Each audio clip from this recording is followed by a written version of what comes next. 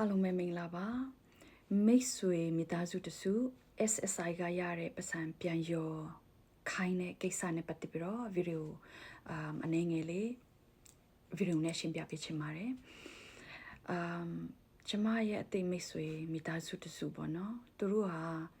ကလေးငယ်ကကျမကြီးမကောင်းတဲ့အတွက်ကြောင့် SSI ထောက်ပံ့ကြေးသူတို့ရရှိခဲ့ဖူးတယ်ဆိုတော့ကျမဒီ SSI ခံစားခွင့်နဲ့ပတ်သက်ပြီးတော့ SSI ရုံးရဲ့ဒီ Social Security Administration SSA ရုံးရဲ့ကန့်သတ်ချက်တွေ limit ထားပုံတွေကိုဗီဒီယိုနှစ်ခုသုံးခုလောက်မှကျမပြောပြဖူးပါတယ်ဆိုတော့ဒီမိသားစုဟာသူတို့ကလွန်ခဲ့တဲ့9နှစ်6နှစ်လောက်ကလေးကရရှိတယ်ပေါ့နော်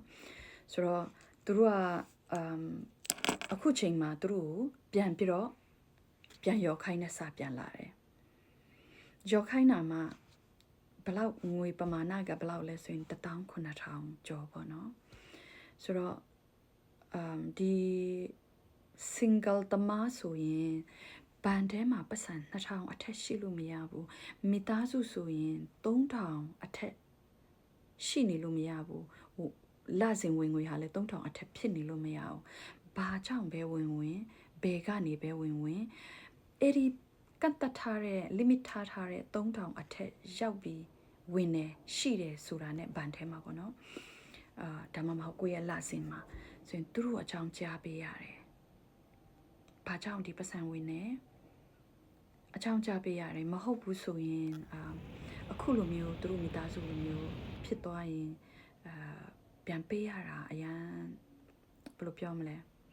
19000ကျော်အဲ့ဒါကိုပြန်ပေးရမယ်ဆိုဘလောက်မိသားစုမှာခက်ခဲဖြစ်သွားလဲဆိုတဲ့ခါကျတော့ကျွန်မပြောပြချင်တာကတော့ SSI ရတဲ့မိသားစုဝင်တွေတော်တော်များများရှိပါတယ်ကျမရေးကြောင်းလားဒါမှမဟုတ်ကိုယ့်ရဲ့အခြေအနေမျိုးကြောင်းပေါ့နော်ရရှိနေတဲ့လူတွေအားလုံးပြန်မပေးရလေအောင်ပေါ့နော်အခုလိုမျိုးသူတို့ကပတ်စံဝင်တာနဲ့ချက်ချင်းဘန်ကိုမစစ်စေးရင်မစစ်စေးဘူးဒါပေမဲ့သူတို့နဲ့ဘန်နဲ့ကိုကဘာဘန်တုံးထားတယ်လဲ SSA ရုံးနဲ့ဘန်နဲ့သူက link လုပ်ထားတာတိလားဆက်ထားတာဖြစ်တဲ့အဆက်အသွယ်ရှိတယ်အချိတ်ဆက်လုပ်ထားတာဖြစ်တဲ့အတွက်ကြောင့်သူတို့ပြန်တည်တဲ့ခါကျရင်တည်တာနဲ့တခါတည်းနဲ့သူတို့စာပြန်ပတ်စံပြန်ပေးခိုင်းပါတယ်ဆိုတော့ဒီစောကပြောတယ်ကျမရဲ့မိတ်ဆွေမိသားစုဆိုရင်SSI ရုံးကတော့အခုလည်းသူတို့ဆက်လက်ပြီးတော့ဖြည့်ရှင်းနေတယ်ပေါ့နော်သူတို့ကိုဖြည့်ရှင်းခွင့်တွေဒီ fair hearing တွေတော့သူတို့ပို့ခိုင်းတယ်ဒါမှမဟုတ်ရှိနေတွေငှားခိုင်းတယ်ဖြည့်ရှင်းချက်တွေတော့သူတို့ပေးခိုင်းတယ်ပေါ့နော်ဆိုတော့သူတို့အတွက်လည်းအဆင်ပြေပါစေလို့ပဲကျွန်မဆုတောင်းပေးပါတယ်ဂျာနဲ့မိသားစုဝင်တွေလည်းအခုလိုမျိုးမဖြစ်ရလေအောင်ကိုယ့်ရဲ့ဝင်ငွေအပြောင်းအလဲရှိတာနဲ့ချက်ချင်းအကြောင်းကြားပေးပါလို့အဲ့ဒါလေးကိုတတိမထားမိမှာဆိုလို့လိုအပ်မဲ့လူတွေအတွက်ပြန်ပြီးတော့တတိပြန်ပေးတာပါအားလုံးပဲဘိုင်ဘိုင်